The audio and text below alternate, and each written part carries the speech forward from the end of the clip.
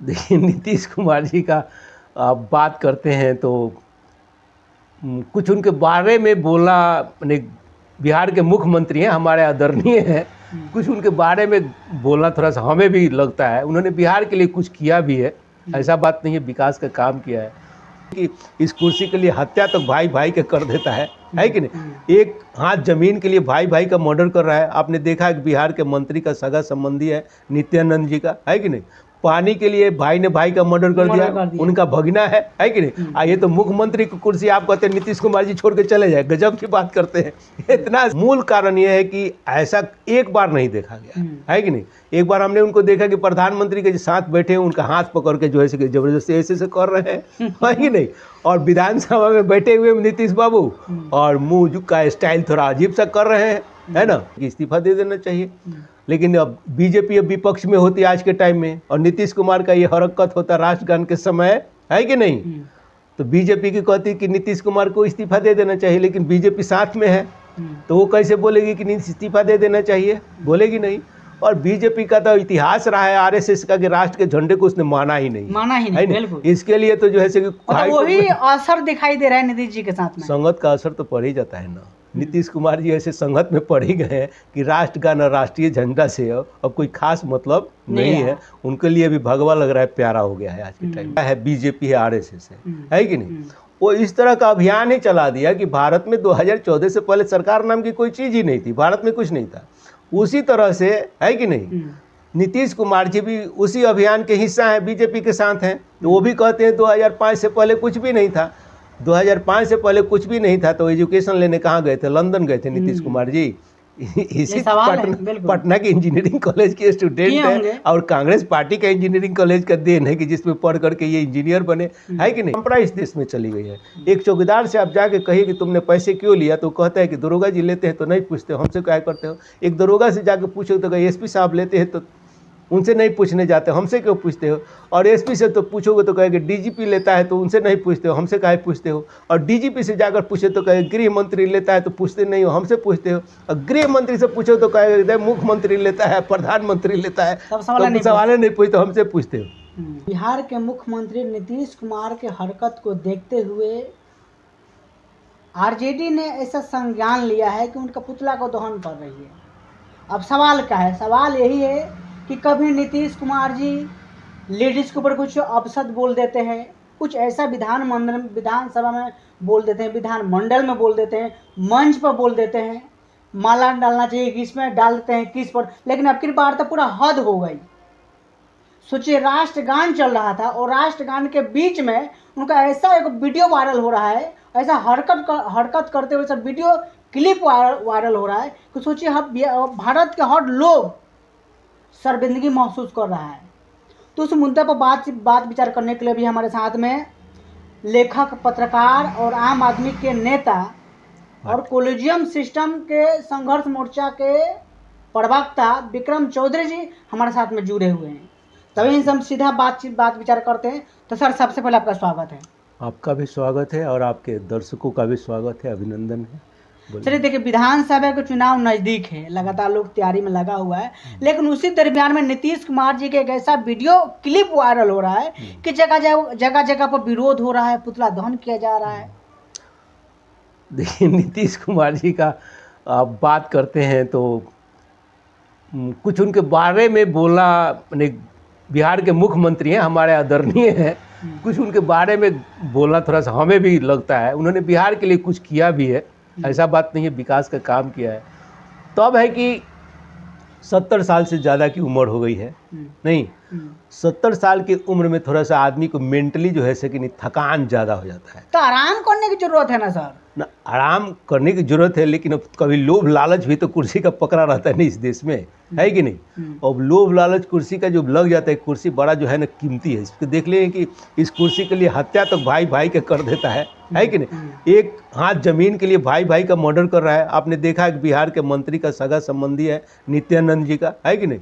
पानी के लिए भाई ने भाई का मर्डर कर दिया, उनका भगना है कि नहीं। ये तो मुख्यमंत्री की कुर्सी आप कहते हैं नीतीश कुमार जी छोड़ के चले जाए, गजब की बात करते हैं।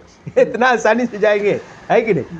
तो अब है कि अब आपका जो सवाल है कि उन्होंने जो है से कि राष्ट्रगान के समय मुजफ्फरपुर में खेल के मैदान में उन्होंने कुछ ऐसा व्यवहार किया कि निंदनीय है ना। मैं भी निंदा करता हूँ नीतीश कुमार जी को, मुख्यमंत्री जी को ऐसा नहीं करना चाहिए।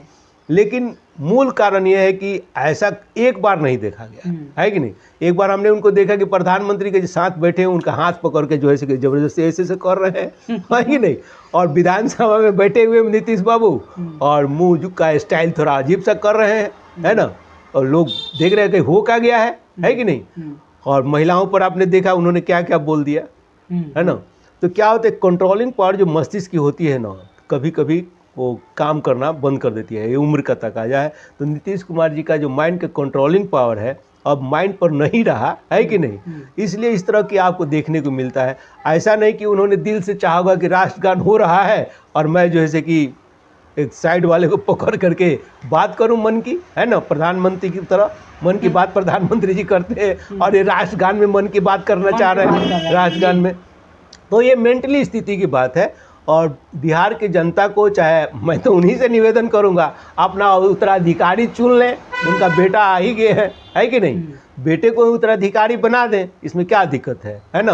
और साथ में रहे, बेटे को अपना सजेशन देते रहेंगे। चाणक्य कहा जाता है इनको, है ना। बेटे को समझा तो राज उनका चलता रहेगा, इसमें क्या दिक्कत है। और तेजस्वी यादव जी ने मीडिया से बात करते हुए उन्होंने कहा कि नीतीश कुमार जी को अब इस्तीफा दे देना चाहिए, उदाहरण पेश करना चाहिए। विपक्ष के नेता हैं तेजस्वी जी, है कि नहीं, तो इस्तीफे की तो मांग करेंगे ही, है ना।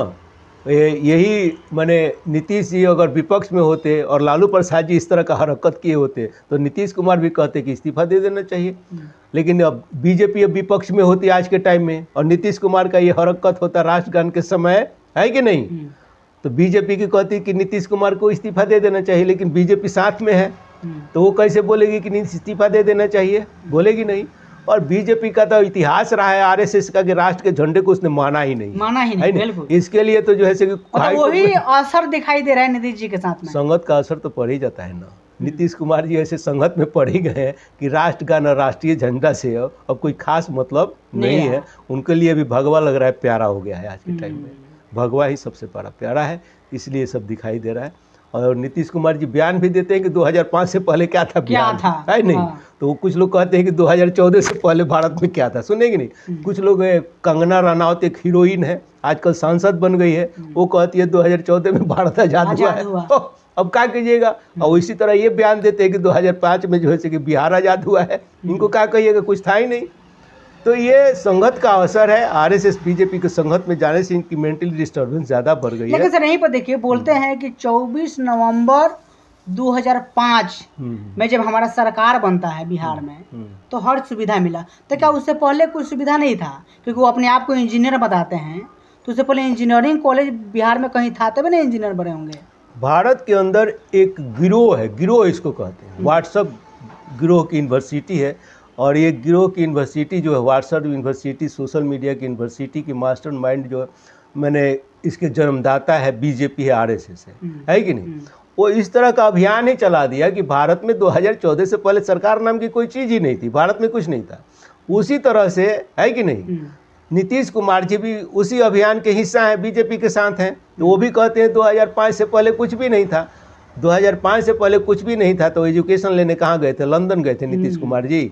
इसी पटना के इंजीनियरिंग कॉलेज के स्टूडेंट है और कांग्रेस पार्टी का इंजीनियरिंग कॉलेज का देन है कि जिसमें पढ़ करके ये इंजीनियर बने, है कि नहीं।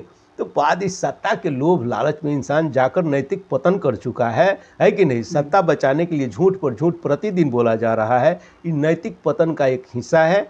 मैंने नेताओं का नैतिक पतन मैं नहीं कह रहा हूँ सिर्फ नीतीश कुमार का है, इस देश के बहुत सारे नेताओं का नैतिक पतन हो गया है। इन नेताओं के और धर्म गुरुओं के नैतिक पतन से इस देश के समाज के, हमारे जनता का भी नैतिक पतन हो रहा है। जब वो देख रहे हैं हमारे देश का प्रधानमंत्री और मुख्यमंत्री जब झूठ बोल करके अपनी कुर्सी और सरकार चला सकता है, तो मैं झूठ बोलकर कुछ पैसा क्यों नहीं मान बेचकर कमा सकता हूँ। इस तरह की परंपरा इस देश में चली गई है। एक चौकीदार से आप जाके कहिए कि तुमने पैसे क्यों लिया, तो कहता है कि दरोगा जी लेते हैं तो नहीं पूछते, हमसे क्या करते हो। एक दरोगा से जाके पूछो तो एसपी साहब लेते हैं तो उनसे नहीं पूछने जाते हो, हमसे क्यों पूछते हो?